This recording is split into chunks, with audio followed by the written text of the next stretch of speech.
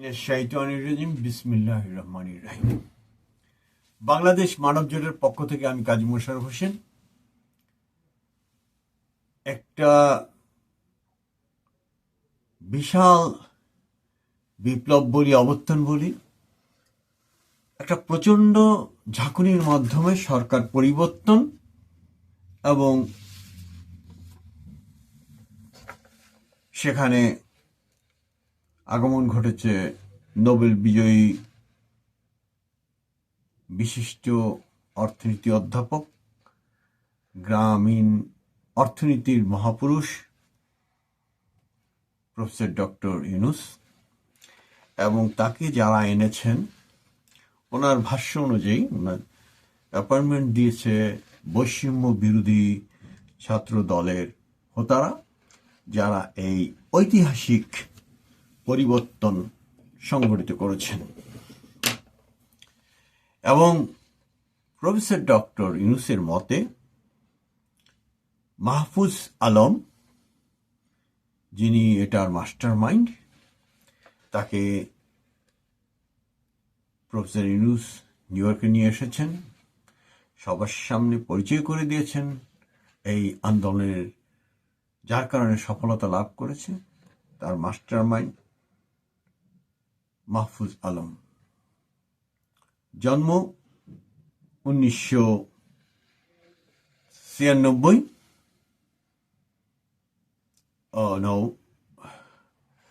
আমি ভুল বলেছি, 1998 কাগজে কলমে। তিনি পড়েছেন দাখিল এবং আলিম, মানে মাদ্রাসার ব্যাকগ্রাউন্ড। তার জন্ম নারায়ণপুর। মজার ঘটনা, খুব মজার ঘটনা। মাহফুজ আলমের জন্মটা হলো নারায়ণপুর ভিলেজ, নারায়ণের বাড়ি। নারায়ণ বুঝুন তো, হিন্দু দেবতা বা মহাদেবতা নারায়ণ। এবং কোন উপজেলায়? রামগঞ্জ, আর এক দেবতা, হিন্দুদের মহান আর এক দেবতার নাম রাম, তার নাম অনুযায়ী রামগঞ্জ। এবং যে জেলায় তার জন্ম সেটি দেখুন লক্ষ্মীপুর।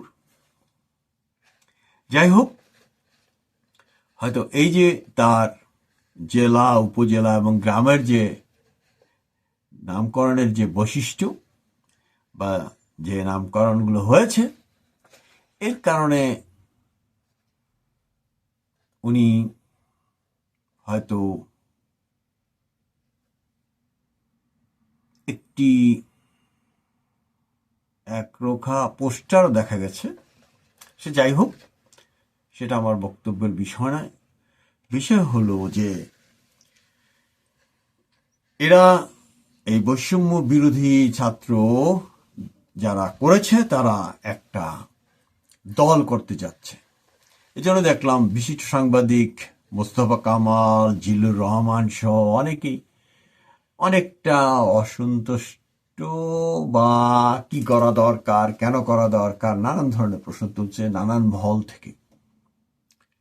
এবং বিএনপি এটার বিষয়ে বলতে চাচ্ছে যে তারা যদি করে, তারা সরকারে আছে, সরকারে নাই, এরকম একটি ভাব বা প্রকাশ। এখানে একটা উল্লেখযোগ্য বিষয় যে এই যে বৈষম্য বিরোধী ছাত্র সংগঠনটি, এটার কিন্তু অনেকগুলো বৈশিষ্ট্য, যেটা একটা রাজনৈতিক দলের সাথে যায় না, বা একটি সংগঠিত শক্তি বা একত্রিত রূপ হিসাবে এটা করেছে এই আন্দোলনটি, তা কিন্তু না। এবং তার ক্রেডিটও দিতে চান না বিএনপি এবং শিবির, তো অবশ্যই না। তাহলে এরা কারা? এরা যেই হোক, তাতে বোঝা যাচ্ছে যে তারা একটি অংশের পার্টিসিপেশন নিয়ে ছিল এই আন্দোলনে। এবং 3 জনকে নেওয়া হয়েছে উপদেষ্টা পরিষদে। তার মধ্যে মাহফুজ আলম হলেন কোনো দপ্তরবিহীন একজন উপদেষ্টা, এবং কিছুদিন তিনি স্পেশাল অ্যাডভাইজার হিসাবে ছিলেন প্রফেসর ইউনূসের। এখন তারা যদি একটি দল করে বা এদের একটি গ্রুপ যদি একটি দল করে, এইখানে হ্যাঁ তাদের সাথে একসাথে কাজ করেছে, তারা অনেক অনেক ছাত্রদের সাথে কাজ করেছে।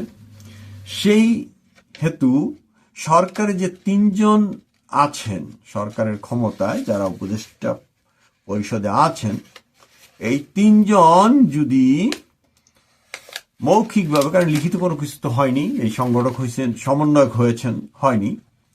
এখন এই তিনজন যদি বলেন যে না, এই ছাত্র সংগঠন বা এই সমন্বয়ক নাম দিলেও আমরা আর এখন তাদের সাথে নাই, শুধু এই কথা বলেই কিন্তু তারা মনে হয় যে অন্য যে তারা দল করতে চাচ্ছে তাদের সাথে তাদের সম্পর্কটা ছিন্ন করতেই পারে।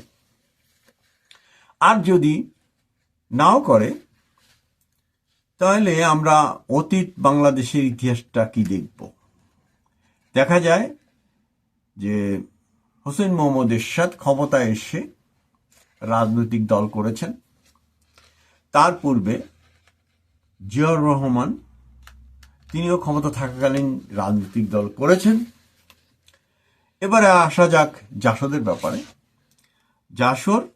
জাসদ একদিক দিয়ে বাংলাদেশ স্বাধীন হয়েছে কি হয়নি, তারা কি করল? বঙ্গবন্ধু মুজিবের যে দল বাংলাদেশ আওয়ামী লীগ এবং অন্যান্য যে দলের জোট ছিল, তা থেকে বের হয়েই কিন্তু তারা জাসদ দলটি করেছে এবং ৭৩-এর ইলেকশনে তারা নির্বাচন করেছে। এখন কথা হইল যে এরা যদি দল করে তার সমস্যা কোথায়? আমি অন্তত মানব জোটের পক্ষ থেকে মনে করি অনেকগুলো দল হওয়া দরকার। অনেক দলের নমিনেশন বা দলের রেজিস্ট্রেশনটা ইজি করতে হবে, এবং ১ বছর পরে কি কি ক্রাইটেরিয়ায় তারা যদি কিছু দল ছাঁটাই বাছাই করতে চান, কিভাবে করবেন তার একটা লিখিত রূপ থাকা উচিত। যে এরা শতকরা 10% সিটে কন্টেস্ট করতে পারে নাই, বা যদিও করেছে তাদের ভোটার সংখ্যা এত বা এই বলে হয়তো একটা কিছু বলা যেতে পারে বা বাতিল করা যেতে পারে, কিন্তু না করলেই উত্তম। গণতান্ত্রিক পদ্ধতিতে সর্বোচ্চ গণতান্ত্রিক প্রক্রিয়া চালু থাকুক, সেটাই তো কাম্য। আমি মনে করি যে এই যে মাহফুজ আলম এবং ওনাদের সাথী ভাইরা মিলে যে একটি নতুন শক্তি হিসাবে আবির্ভূত হতে চাচ্ছে, তাতে বাধা দেওয়ার কিছুই নেই, বাধা দেওয়া উচিত না। আমি বাংলাদেশ মানব জোটের পক্ষ থেকে, যদি আমার রেজিস্ট্রেশন হয়নি, আশা করি হবে, চেষ্টা করব ইনশাআল্লাহ রেজিস্ট্রেশন পাওয়ার জন্য। এবং আমি আশা করি যে যত বেশি দল আসবে, প্রতিদ্বন্দ্বিতা বাড়বে, গণতান্ত্রিক প্রক্রিয়া ততটা স্বচ্ছ হবে, তত পরিপুষ্ট হবে। ওই যে একটি, দুটি, তিনটি দলের যে একটি ধারাবাহিক প্রবণতা আমাদের দেশে বা অন্যান্য দেশে আমরা দেখতে পাই, যেমন যুক্তরাষ্ট্রে, ইউকেতে বা অন্যান্য দেশেও, এটা থেকে আমরা বের হয়ে আসি না।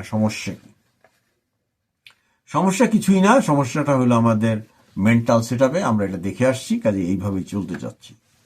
আমার কথা হইল, যত মত তত পথ হোক। এবং দেখা যায় যে এই যে ডিডিএলও ব্যবস্থা, এতে কিন্তু প্রচুর পরিমাণ লুটপাটের একটা সুযোগ থাকে, নৈরাজ্যের সৃষ্টি করার একটা প্রবণতা থাকে, এবং শক্তি প্রয়োগের একটি বিষয় থাকে। সেদিক থেকে এই যে এদের দলকে স্বাগত জানানোই যাইতে পারে। প্রশ্ন উঠতে পারে তবে যে আমরা যে অন্তর্বর্তী সরকার বা জনাব ইউনূসের নিরপেক্ষতা নিয়ে প্রশ্ন করতে থাকেন, কোনো সমস্যা নাই। আপনারা জানেন যে নাগরিক ছাত্র শক্তি, যেটি একটি রাজনৈতিক দল অল্প কয়েকদিনের জন্য করেছিলেন প্রফেসর ইউনূস, তার মনে একটা বাসনা থাকতে পারে যে ওই ভাবধারার একটি ছাত্র সংগঠন বা একটি রাজনৈতিক দল গড়ে উঠুক, থাকতেই পারে। মানুষের চাওয়া পাওয়ার তো শেষ নেই। এখানে ওনারও একটা চেষ্টা করেছিলেন, পরে বাদ দিয়ে দিয়েছিলেন হঠাৎ করে। এবং এই যে ছাত্র শক্তি বা নাগরিক শক্তি, এটা 60-এর দশকে ছিল অনেকটা মোনায়েম খানের এনএসএফ এর মতো, ন্যাশনাল স্টুডেন্ট ছিল, এটা ন্যাশনাল স্টুডেন্ট ফোর্স। এখনো যদি এরকম ছাত্র শক্তি তার আদলে তৈরি হয়, জনগণ যদি অ্যাকসেপ্ট করে খুবই ভালো, যদি অ্যাকসেপ্ট না করলো সমস্যা কি? বেশি দল আসুক এবং তা যদি জনগণের কল্যাণে হওয়ার কথা, কারণ গণতন্ত্র মানেই বহুমত বহুপথ। তো আশা করি যে এই নিয়ে অন্তত কারো বিদ্বেষ থাকা উচিত না, এবং বিএনপির মতো সংগঠিত পুরনো একটি শক্তিশালী দল, তাদের উচিত এই দলটিকে স্বাগত জানানো। অন্যান্য যারা আছে এর বিরোধিতা করছেন, আমি আশা করি যে তারাও এই নতুন দল যেগুলাই আসুক সবগুলোকে স্বাগত জানানো। মূল ব্যাপারটা তো হলো, বিচারটা তো হবে জনগণের কাছে, জনগণের ভোটের কাছে। আজ এখানেই শেষ করছি। বাংলাদেশ মানব জোটের পক্ষ থেকে আমি কাজী মোশাররফ হোসেন, লস এঞ্জেলেস। আসসালামু আলাইকুম।